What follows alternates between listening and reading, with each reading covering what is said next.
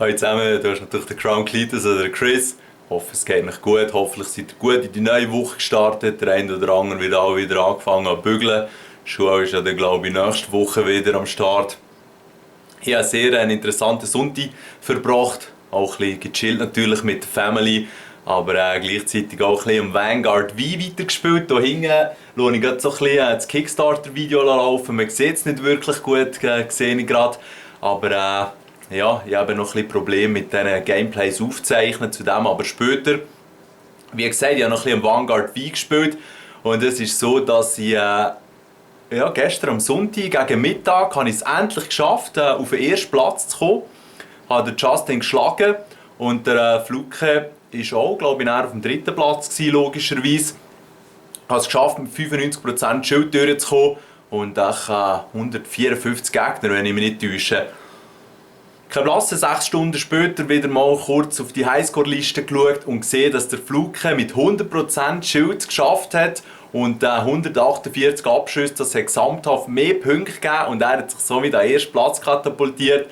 Für mich war er dann fertig mit Chillen und ich habe mir das DK2 wieder angeschnallt.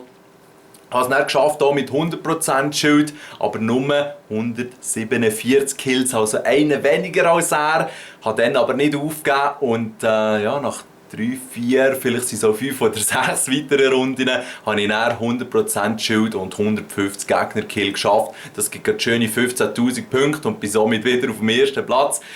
Es ist für mich noch lustig, sonst bin ich eigentlich nicht so der kompetitive Spieler. Ich tue lieber im Team, ein bisschen miteinander etwas erreichen, aber jetzt so die Highscore-Jagd, die tut einerseits wieder so ein bisschen Gefühl von früher auferstehen, wo man halt schon noch ein bisschen mehr gebattelt hat, wo man vielleicht noch ein bisschen jünger war, oder auch ich. Und von dem her ist das eine coole Sache. Ich habe mich dann auch mit dem Entwickler, mit dem Justin in Verbindung gesetzt über Kickstarter. Ich tue euch hier den Link von Kickstarter noch in die Beschreibung. Schaut doch mal rein, vielleicht könnt ihr auch $1, $2 liegen dort. Und wenn ihr jetzt kein DK1 oder 2 habt, ist es nicht so sinnvoll, aber unterstützt das Projekt nach Möglichkeit. Der Typ hat echt ein geiles Team um sich und tut ein faszinierendes Spiel auf die Beine stellen mit einer guten Mechanik, toller Grafik, super Soundtrack. Ihr merkt es ja an mir, ich meine, ich spiele aber schon ein bisschen crappy Games, aber dass es mich so packt, dann muss das Game schon ein bisschen etwas auf dem Kasten haben. Also ein bisschen mit Justin hin und her geschrieben, habe auch gefragt, ob er mir dort vom Flug mal seine Daten durchschicken kann, dass ich ein bisschen mit dem Pläne diskutieren kann, wenn man vielleicht das Level noch besser durchschaffen kann. Und habe dann Justin auch empfohlen, dass er vielleicht in der nächsten Version des Demo so einen Kill-Count einbauen würde, damit man immer sieht, wie viele Gegner das man genommen hat. Weil ich weiss nicht, wenn ich im ersten Abschnitt nicht irgendwie 50 Gegner verwünsche, muss ich eigentlich gar nicht weiterspielen, weil ich die Highscore so nie weiter werden können verbessern. So ist es richtig. Genau. Und er hat gesagt, das sei eine gute Idee, er würde das gerne einbauen. Und ich bin wirklich hin und weg, dass man eigentlich in der heutigen Zeit so nah mit den Entwicklern kommunizieren kann. Es sind sicher nicht alle gleich. Mit den grossen Studios kannst du es vergessen. Aber eben, darum sind so kleine Indie-Developer über Kickstarter oder was auch immer für Plattformen sind heutzutage einfach viel zugänglicher. Und das finde ich schon ganz geil. Darum eben, wer ein paar Franken spenden kann, wieso nicht dort investieren? Es ist ganz sicher für einen guten Zweck. Was nicht so ein toller Zweck ist die Tatsache, oder nicht so eine tolle Story, besser gesagt, ist eben die Tatsache, dass ich einfach nicht aufnehmen kann. Ich kann auch nicht streamen, ich bringe es einfach nicht her. Und es gibt Leute, die schon können streamen mit dem DK2, der Cymatic Bruce ist da immer wieder zu erwähnen. Aber ich schaffe es einfach irgendwie nicht. Es steht, dass man das HDMI-Kabel nicht verlängern vom DK2, weil es dann zu Problemen führen kann. Und genau das ist es. Ich habe so ein kurzes HDMI-Kabel vom Splitter, das ich dann noch für PS4 gekauft habe, aber mit dem geht es eben auch nicht, weil ich muss ja vom PC auf Elgato, dass ich es irgendwie übertransferieren kann, dass ich es aufnehmen kann, dass ich es streamen kann und dann vom Elgato weiter aufs Rift und das geht eben nicht. Es blinkt dann immer so blau und orange abwechslungsweise und ich habe so mit dem Splitter eben versucht, vor PS4, dass ich ein Signal halt an das Ding schicke als DK2 und dieses an Elgato. Aber auch dort bringe ich es leider nicht zum Laufen. Entweder es geht zu aufnehmen, der Bildschirm, oder das DK2 funktioniert, aber nicht beides miteinander. Und das ist wirklich ein bisschen schade. Es ist auch ein bisschen schade, weil vielleicht die das DK1 gesehen haben, können noch erinnern, es war eben schon spannend auf dem Bildschirm mitzuverfolgen, was der mit dem Rift momentan anschaut und macht. Und das ist momentan leider unmöglich. Ist ein bisschen schade. Und eben gerade das mit dem Streamen, das ist echt crap, weil ich möchte euch wirklich gerne mal zeigen, wenn ich hier in diesem Vanguard V mittlerweile abgehe. Und auch das eine oder das andere Game wäre noch interessant. Ich bleibe sicher dran, habe hier ein paar Leute angeschrieben, ob sie Lösungen haben. Bin ein bisschen davor am Schauen auf Reddit und so. Also es sollte schon hoffentlich auf Ende Woche endlich klappen.